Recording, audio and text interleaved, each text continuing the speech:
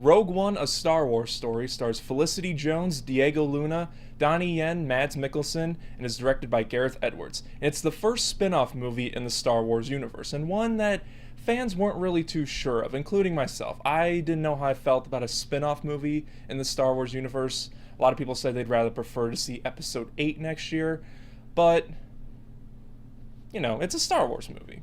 Now, I saw this Thursday night. I went to the first 7 o'clock showing for the standard one.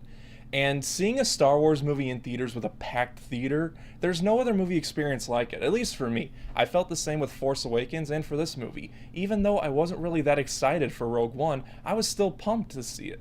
And it came to my surprise that I had a lot of fun with this movie. It's not a perfect movie. Like I said in my Star Wars ranking video, no movie is perfect. Even Force Awakens, that I loved, it wasn't a perfect movie. Now, I didn't love Rogue One. I really, really liked it though. This movie is about a character named Jyn Erso, played by Felicity Jones. Her father, played by Mads Mikkelsen, was a part of building the Death Star, and years later, when she's more grown up, the rebellion finds her and recruits her to steal the plans to see if there's a weakness to the Death Star. So she decides to go on this mission with Diego Luna's character and the new droid K2SO, and we have Rogue One. Let me talk about what I really loved about the movie first. First off, the visual effects. They are absolutely flawless. This is a visually stunning movie. There's not one effect that looks fake.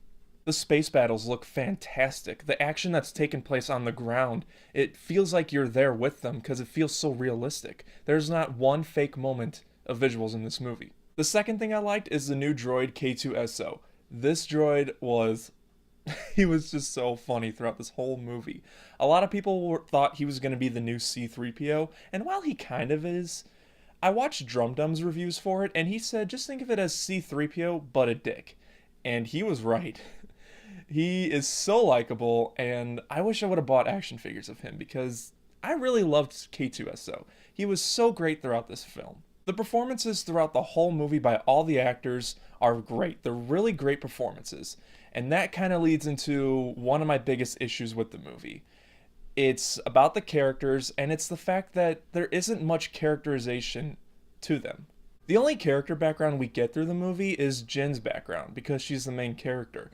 But besides that, we don't really know the characters that much, besides what they're there for. In the previous Star Wars movies, we got to know a little bit of the characters' backgrounds, and that's what made us relate to them more, because we knew more about them. Now, I'm not saying the characters suck, and that they're not likable. They're very likable characters. It's just that we could relate to them more, and they'll be more likable, at least for my opinion, if we knew more of their backgrounds. But what we have is great. They're great characters, really likable, and other than besides no background information, I was fine with them. Another issue I had with the movie is the beginning. Up until when they start to go on the mission, it feels very choppy. And I know that the movie went through numerous reshoots, but it's almost like the director wasn't 100% confident on what he had, but he just put it in there anyway.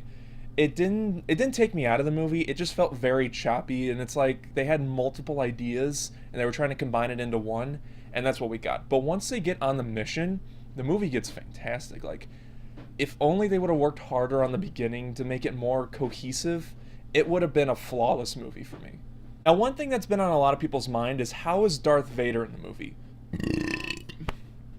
Excuse me. Without spoiling anything, I'll just say for me, I really liked Darth Vader in this movie. Now, without spoiling anything, I can see that a lot of people are going to see Darth Vader in this movie and be slightly disappointed. And, like I said, not going to spoil anything, but I felt like what they did with Darth Vader, it worked good for the movie.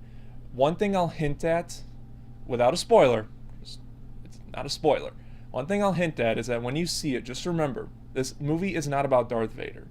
This movie is about the rebels getting the plans to the Death Star. This movie is not about Darth Vader, so just remember that when you go to see the movie. But hearing James Earl Jones's voice for Darth Vader and seeing him on the big screen, I got chills. Like, I got chills throughout my whole body seeing it. And for me, I felt like they did Darth Vader good. Now, like I said, a lot of people might be slightly disappointed, and you'll know what I mean when you go to see it. But I think they handled him good. I think they did a really good job with Vader. Now, there's one complaint that Star Wars fans have been complaining about for years. Now, I'm not going to spoil what it is, but I will say this. This movie, Rogue One, takes that complaint that people have been having and it puts it to rest. You understand why it's there. But you got to pay attention for it. Now, I'm not going to say what it is. I don't want to spoil this movie for anyone. But once you see it, you'll understand why it's there. This movie also takes hints at Episode 4. Now, there's a couple cameos in the movie. I'm not going to say what they are, but there's some cameos in the movie from previous Star Wars characters. That's all I'm going to say. When you see it, you'll see it. That's all I'm going to say. Something that Star Wars fans are going to be happy to hear is how the end of this movie ties into the beginning of Episode 4. Now, like all the other stuff, without spoiling anything, it does it perfectly. I got such a satisfying ending with this movie. And I have to say, this movie had a bigger applause at the end of it than Force Awakens did. I implore you to go see it. If you're curious on, how it ties into the beginning of Episode 4, you're going to be very satisfied to see this ending of the movie. It was handled so well, and I had such a great time with it. So the reshoots for this movie definitely stand out a little bit, and that's kind of my biggest flaw with the movie. Like I said, the beginning of the movie felt a little choppy. It's like we go from this thing to this thing, and like I said, it had to go through reshoots, so that's probably its biggest flaw, and the characterizations. Other than that, I really didn't have a problem with Rogue One. It's a perfectly entertaining Star Wars movie and a great action movie. And this is coming from the guy who loves Star Wars, but wasn't really that excited with this movie. I thought this was going to be the point that Disney is just going to start grabbing money, just making whatever Star Wars movie they want just to get themselves money. But it wasn't. It wasn't like that at all. It was a great movie, and I can't wait to see it again. I'm planning on seeing it again, and I'm most definitely going to buy it on Blu-ray when it comes out. With everything being said, I'm going to give Rogue One: A Star Wars Story an 8.5 out of 10.